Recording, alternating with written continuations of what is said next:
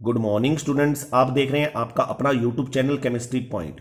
Students, आज हम कक्षा 12 केमिस्ट्री के आरबीएसई बोर्ड पाठ्यक्रम 2020-21 में जो प्रश्न पूछे जाएंगे बहुविकल्पी टाइप के, उनको आज लेक्चर 1 के माध्यम से, भाग 1 के माध्यम से चैप्टर 1 के ठोस अवस्था के क्वेश्चनों को, जो कि 10 इंपॉर्टेंट बहुविकल्पी प्रश्न है, सोल्व करेंगे। तो चलते हैं पहले प्रश्न पर।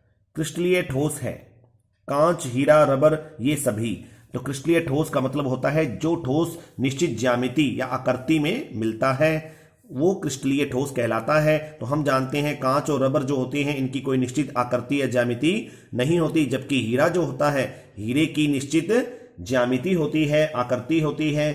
अर्थात यहां क्रिस्टलीय ठोस का उदाहरण है ऑप्शन बे, यानी हीरा। अब चलते हैं दूसरे प्रश्न पर। निम्नलिखित में से आयनिक ठोस है। Option A copper, option B silicon carbide, option C iron, option D sodium chloride. तो यहां ऑप्शन डी जो है वो बिल्कुल करेक्ट आंसर है, सोडियम क्लोराइड। क्योंकि जो आयनिक ठोस होते हैं वो अवयवी कण जो होते हैं आयनों से मिलकर बने होते हैं, और हम जानते हैं NaCl में सोडियम आयन और क्लोराइड आयन जो है विपरीत आवेशित आयन उपस्थित हैं। अतः यहां आयनिक ठोस का उदाहरण है NaCl, जबकि ऑप्शन बी जो है वो है सिलिकॉन कार्बाइड, यानी सहसंयोजक टाइप का ठोस। वो आयनिक ठोस नहीं है, वो नेटवर्क या सहसंयोजक ठोस है। जबकि ऑप्शन ए और ऑप्शन सी जो है वो धात्विक प्रकार के ठोस का उदाहरण है। इसके अलावा हमने आयनिक ठोस में और भी उदाहरण याद रखने हैं स्टूडेंट्स। NaCl के अलावा zinc sulphide, calcium fluoride, magnesium oxide, ये उदाहरण भी हमें याद रखने हैं। अब चलते हैं प्रश्न 3 पर। CCP, जिसे अपने घनीय निबिड़ संकुलन बोलते हैं, में संकुलन दक्षता होती है 68%, 52.4%, 74%, 84%। तो यहां ऑप्शन सी बिल्कुल सही है, 74%। और CCP व HCP जो संकुलन होते हैं उनमें संकुलन दक्षता 74% पाई जाती है। अर्थात उनमें रिक्तिकाएं जो होती हैं वो 26% मिलती हैं, और भराव क्षमता यानी बात करें संकुलन क्षमता की तो वो उनमें 74% मिलती हैं। तो यहां ऑप्शन सी बिल्कुल सही है। और हम बात करें BCC की और SCC की, तो BCC में निबिड़ संकुलन जो क्षमता मिलती है, दक्षता मिलती है, वो 68% होती है, और SCC में होती है 52.4%। ए क्रिस्टलीय ठोस का उदाहरण है, क्वेश्चन नंबर 4 है, ए क्रिस्टलीय ठोस का उदाहरण है कांच, हीरा, ग्रेफाइट, एकंताक्ष गंधक। तो ए क्रिस्टलीय ठोस वो होते हैं जिनकी कोई निश्चित ज्यामिति आकृति नहीं होती, जैसे कि ऑप्शन ए कांच। जबकि हीरा, ग्रेफाइट, एकंताक्ष गंधक, इन सब की कोई ना कोई निश्चित ज्यामितियां होती हैं। तो यहां हम ऑप्शन ए को बिल्कुल सही रखेंगे, सही मानेंगे। तो प्रश्न 4 का सही ऑप्शन है ए कांच। 5वां प्रश्न है, किस निबिड़ संकुलन में रिक्ति सर्वाधिक मिलती है? रिक्ति सर्वाधिक होती है, रिक्ति का मतलब रिक्त स्थान। तो CCP में, BCC में, SCC में, HCP में। तो जिसमें भराव क्षमता कम होती है, संकुलन दक्षता कम होती है, उसमें रिक्ति सर्वाधिक होती है। तो ऑप्शन सी जो है SCC, इसमें भराव क्षमता कम है, इसीलिए इसमें रिक्ति सर्वाधिक है। और रिक्ति इसमें कितनी होती है? 47.6%, क्योंकि भराव क्षमता जो होती है वो इसमें 52.4% मिलती है। तो यहां ऑप्शन सी बिल्कुल सही है SCC में, क्योंकि इसमें रिक्ति 47.6% होती है। और जबकि हम बात करें BCC की, CCP की, HCP की, तो BCC में रिक्तियां जो होती हैं वो 32% पाई जाती हैं। CCP में व HCP में रिक्तियां 26% पाई जाती हैं। अब चलते हैं छठे प्रश्न की ओर। हाइड्रोजन आबंधित आणविक ठोस का उदाहरण है H2O, HCl, ZnS, ALN।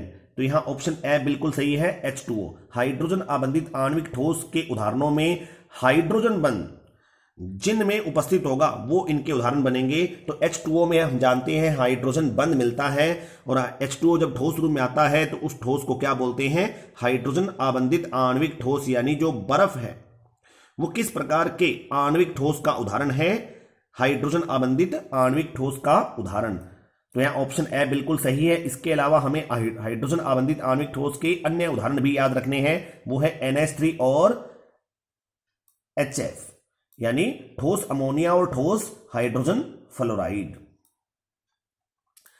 अब 7वां प्रश्न जो है उस पर चलते हैं। किसी ठोस पदार्थ के क्रिस्टल में कितने प्रकार के त्रिविमीय जालकों का निर्माण संभव है? 7, 14, 21, 28। तो हम जानते हैं ब्रेवे जालक कुल कितने होते हैं? वो होते हैं 14। अर्थात किसी ठोस पदार्थ के क्रिस्टल में 14 प्रकार के त्रिविमीय जालकों का निर्माण संभव है, जिन्हें ब्रेवे जालक बोलते हैं। तो यहां ऑप्शन बी बिल्कुल सही है, 14। और ये जो 14 क्रिस्टल जालक बनते हैं, इन्हें ब्रेवे क्रिस्टल जालक कहते हैं। 8वां प्रश्न है, विद्युत का सुचालक ठोस है NaCl ठोस, हीरा, ग्रेफाइट, एल्यूमिनियम नाइट्राइड। तो यहां ऑप्शन ए जो है, अगर ये गलित अवस्था में, संगलित अवस्था में या विलयन अवस्था में दिया होता तो ये यहां सुचालक बनता। अदरवाइज अगर हम बात करें तो यहां ऑप्शन सी बिल्कुल सही है, क्योंकि जो ग्रेफाइट है वो अधातु होते हुए भी विद्युत का सुचालक होता है, क्योंकि ग्रेफाइट की जो संरचना होती है उसमें प्रत्येक कार्बन के पास एक एक उसका संयोजी इलेक्ट्रॉन मुक्त रहता है, जो कि बंध बनाने में भाग नहीं लेता। उन्हीं मुक्त इलेक्ट्रॉन के कारण ही ग्रेफाइट विद्युत का सुचालक होता है, जबकि हीरे में कोई भी मुक्त इलेक्ट्रॉन नहीं पाया जाता। इसी प्रकार एल्यूमिनियम नाइट्राइड में भी नहीं मिलता। और NaCl जो ठोस है, ये जब ठोस अवस्था में है तो इसके आयनों में प्रबल अंतरा आयनिक आकर्षण बल यानी कुलामी बल पाया जाता है, जिसके कारण ये आयन फ्री नहीं होते मूवमेंट के लिए। लेकिन जब NaCl ठोस को हम पिघलाते हैं, संकलित करते हैं, तब उनके मध्य आयनों के मध्य जो बंध होते टूट जाते हैं, जिससे वो आयन गति करने के लिए फ्री हो जाते हैं। और गलित अवस्था या संकलित अवस्था में NaCl जो होता है विद्युत का सुचालक बनता है, लेकिन ठोस अवस्था में विद्युत का कुचालक रहता है। तो यहां जो प्रश्न 8 है, इसका सही उत्तर है ग्रेफाइट। अब चलते हैं 9वें प्रश्न की ओर।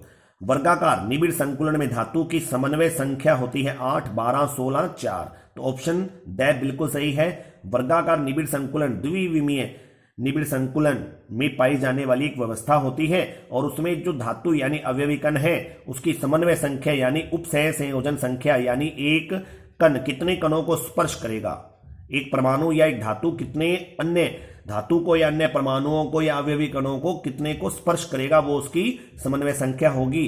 तो वर्गाकार निबिड़ संकुलन में एक अवयवी कण जो होता है उसकी समन्वय संख्या 4 मिलती है। जैसे कि यहां आप चित्र देख रहे हैं, इस चित्र में आपको ये जो बीच में ब्राउन सी बॉल दिख रही है, ये 4 ब्लैक बॉल से घिरी हुई दिख रही है, उनको स्पर्श करती हुई दिख रही है। तो ये व्यवस्था वर्गाकार निबिड़ संकुलन व्यवस्था है, और इसमें ये जो एक बॉल हमें बीच में दिखाई दे रही है, इसकी समन्वय संख्या कितनी है? 4 है। अब 10वें प्रश्न पे चलते हैं। फलक केंद्रित एकक कोष्टिका में परमाणुओं की संख्या कितनी होती है? 4, 3, 2, 1। तो यहां उत्तर बिल्कुल ए सही है, 4। और हमें यह भी ध्यान रखना है कि आद या सरल एकक कोष्टिका में अवयवी कण कितने होते हैं या परमाणु कितने होते हैं? वो है 1। इसके अलावा काय केंद्रित में 2, अंत्य केंद्रित में 2। अब हम जान लेते हैं कि आद या सरल एकक कोष्टिका कौन सी होती है। तो यहां जो आप ये डायग्राम देख रहे हैं एक घन का, इसमें घन के कोनों पर मैंने एक एक कण लगा दिए हैं, यानी ये घन के जो 8 कोने हैं उन पर आपको एक एक कण दिखाई दे रहा है। और वास्तव में जब आद एकक कोष्टिका से निर्मित जो जालक संरचना होती है उसमें एकक कोष्टिका के कोने का जो प्रत्येक कण होता है उसका योगदान उस एकक कोष्टिका को 1/8 मिलता है। इसलिए योगदान के हिसाब से यहां हम आद एकक कोष्टिका में अवयवी कणों की संख्या जब ज्ञात करते हैं तो वो 1 निकल कर आती है। आप ये देख रहे हैं कि इस एकक कोष्टिका में अवयवी कण केवल कोनों पर उपस्थित हैं, और ऐसी एकक कोष्टिका जिसमें अवयवी कण केवल कोनों पर उपस्थित होते हैं उसे आद या सरल एकक कोष्टिका कहा जाता है। और इसमें अवयवी कण कितने होते हैं? 1 होते हैं। इसके बाद बात करें काय केंद्रित एकक कोष्टिका की, तो ये जो दूसरा डायग्राम आप देख रहे हैं यहां पर अवयवी कण कोनों के साथ साथ काय के केंद्र में, यानी बीच में जो एक डार्क आपको ब्लैक स्पॉट दिखाई दे रहा है, ये एक काय के केंद्र में उपस्थित अवयवी कण है और इसके अलावा उस काय के कोनों पर भी अवयवी कण उपस्थित है। तो 8 तो कोनों पर कण है और एक बीच में है, लेकिन योगदान के हिसाब से ये जो 8 कोनों के अवयवी कण है उनका योगदान के हिसाब से जो कणों की संख्या निकल कर आती है वो 1 है, और यहां जो बीच में अवयवी कण है काय के केंद्र में, इसका योगदान इसी एकक कोष्टिका में रहता है, इसलिए हम कह सकते हैं काय केंद्रित एकक कोष्टिका में अवयवी कण 2 होते हैं। इसके बाद बात करें तो ये है फलक केंद्रित एकक कोष्टिका, जिसमें अवयवी कण कोनों के साथ साथ फलकों के केंद्र में उपस्थित हैं। तो ये ऊपर की फलक का केंद्र, ये नीचे की फलक का केंद्र, ये जो है वो बाएं फलक केंद्र और ये दाएं फलक केंद्र, ये आगे का फलक केंद्र और ये पीछे का फलक केंद्र। तो इस प्रकार फलक केंद्रित एकक कोष्टिका में जो अवयवी कण योगदान के हिसाब से होते हैं वो 3 निकल कर आते हैं, क्योंकि जो कोनों के अवयवी कण होते हैं उनका जो योगदान के हिसाब से परमाणुओं की संख्या, कणों की संख्या 1 होती है, और जो कि फलक केंद्रित है उनका योगदान जो होता है 1/2 होता है। इस हिसाब से उनके फलक केंद्रित में जो कणों की संख्या निकल कर आती है वो फलक केंद्रित में कुल 4 आती है, जबकि कोनों की संख्या के हिसाब से 1 और फलक केंद्रों की संख्या के हिसाब से 3। तो 1 + 3 यानी 4। अब ये जो एकक कोष्टिका आप देख रहे हैं ये है अंतः केंद्रित एकक कोष्टिका, जिसमें अवयवी कण कोनों के साथ साथ 2 आमने सामने के फलकों के केंद्र में उपस्थित हैं। तो इस एकक कोष्टिका में अवयवी कणों की संख्या कितनी होती है? 2 होती है। तो ये बात आप ध्यान रखेंगे स्टूडेंट्स कि फलक केंद्रित एकक कोष्टिका में अवयवी कण जो होते हैं वो 4 होते हैं, आध एकक कोष्टिका में 1 है, काय केंद्रित में 2 हैं, अंतः केंद्रित एकक कोष्टिका में 2 हैं। तो स्टूडेंट्स ये थे आज के 10 महत्वपूर्ण बहुविकल्पी प्रश्न। तो मुझे उम्मीद है मेरा आज का ये लेक्चर आपको अच्छा लगा होगा। तो अगर आपको ये वीडियो पसंद आई है तो इस वीडियो को लाइक और शेयर जरूर करें, और जो नए यूजर्स मेरे चैनल पर पहली बार विजिट कर रहे हैं वो मेरे इस चैनल को सब्सक्राइब कर दें और साथ में बेल आइकन को भी जरूर दबा दें, ताकि मेरी आगे आने वाली वीडियो का जो नोटिफिकेशन है आपको समय रहते मिल सके, और मैं आपके लिए इसी प्रकार नई नई लेक्चर की वीडियो अपलोड करता रहूंगा। और आप कमेंट्स बॉक्स में कमेंट करके अपनी राय जरूर दीजिए स्टूडेंट्स। Thank you.